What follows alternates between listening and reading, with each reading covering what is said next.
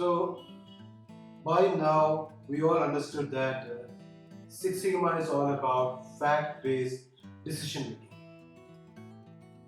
That means we need data to do the analysis and find out where to focus on. We need data to make the decision. And most important thing is the data should be accurate. If data is not accurate, what will happen? The decision we're going to make is going to be wrong. Right? That's right. So what we need to make sure first is whether our data is accurate or not. Let's take an example of manufacturing. Let's say manufacturing this pen. So how do you check whether this pen is okay or not? You check the length of the pen and then note it down. Right? So what you're doing is you are measuring the length or measuring your process to check whether they meet your requirement or not, meet the customer requirement or not. So measurement is very important. If the measurement is wrong, you may note the wrong measure, and when you want to do the analysis with that kind of data, you're going to make a wrong decision for sure. So that is why we need to do, we call it MSA or measurement system analysis. Measurement system analysis, or shortly we call it MSA.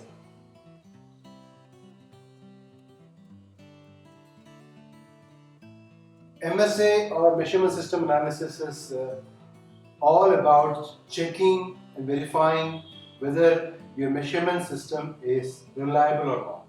Can you collect the data with that kind of measurement system and do an analysis or not? Right? Because we all understand that every process will be different from the other. Like if you do a signature, your own signature, still there will be some kind of differences between one signature to another signature. But if the difference is negligible, then it's okay. So how much is that negligible? That is what we're going to find out in measurement system analysis. Right? So first we need to understand, when you want to do a measurement, what is there within that process? First of all, what you need is a product, a service, a process, anything, a parameter which you want to measure, right? So something like, first you want a product which you want to measure. Let's say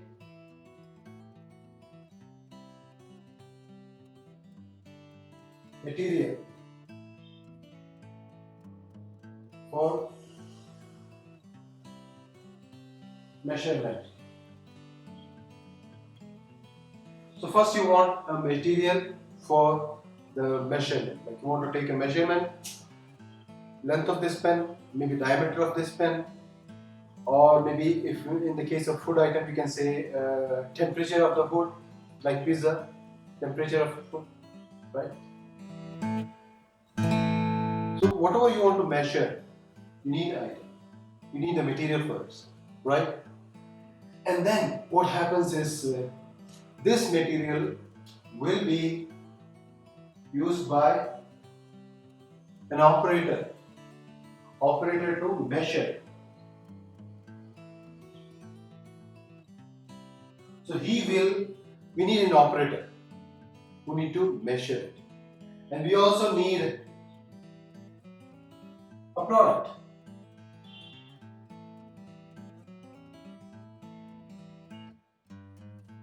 We also need a product to measure. Right? We need something, whatever we want to measure it, we need that product, right? And what else we need? We also need an equipment to measure it. Some equipment, no?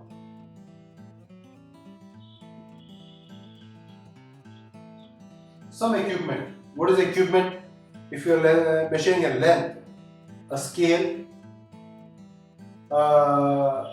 meter scale or centimeter scale, And if you are measuring a weighing scale, right?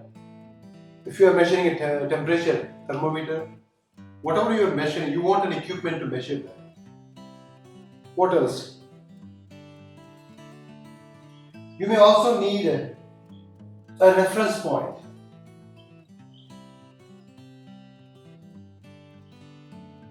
What is reference? Reference is like a standard which is fixed. Okay, let's take an example like especially in places where high volume products are produced, especially in automobile cases, automobile parts. What happens is they won't always try to measure the diameter. What they instead do is they may have a reference point where whatever parts is they want to check, they just put in that hole and check whether it fits or not. If it fits, good. They don't need to measure because measuring may take more time. So when they just try, see that okay, this is fitting within that bore, then okay, perfect. Similarly, for length also they may have already some place or die which is like a reference point. They put the material there, see whether it's going or not, fitting into it or not. So that is reference point. And apart from this, what do you think? What else will affect your measurement? So have you observed that in jewelry, they keep that weighing machine within the glass cage? Why they keep it? Why do they keep the weighing machine in a glass cage? Because they are actually checking in a very very low weight, like in grams, milligrams, they are checking it. And just because of the wind, there are chances that this may weigh high or low, right? So that is why, just to avoid that, they keep it in a glass cage so that no fan or wind or anything will affect the weight. Right? So what is that called? That is environment. So environment will also affect.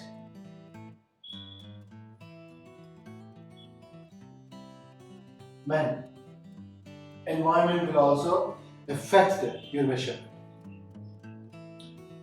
If you talk about again food item, what will happen is hot, humid climate and cold climate will give you different temperature of the food, because food can become cold very quickly if its climate is cold. So that is why all these factors are very important when you are measuring. And once you have measured, what do you get? You get a measured part, or you get a measurement.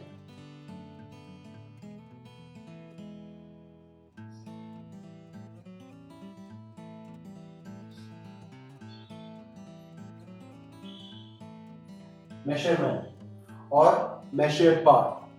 So what is measurement? Measurement, it could be like, okay, let us say this is like 15 to 16 centimeter, 16 centimeter, or maybe let us say this is like 5 inch or 6 inch,